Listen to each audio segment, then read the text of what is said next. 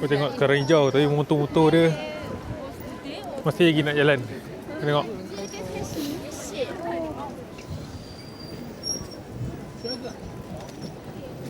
Okay guys, kalau korang jalan-jalan dekat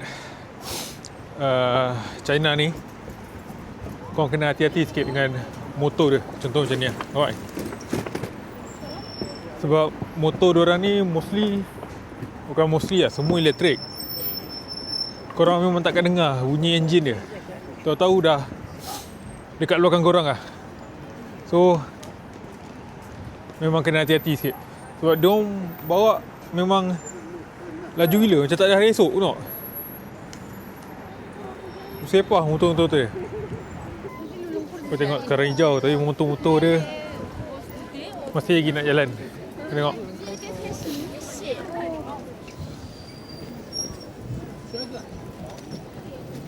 So aku tak tahu terus dia adakah motor elektrik boleh jalan juga time lampu merah. Aku pun tak tahu. Tapi memang ramai yang buat macam tu.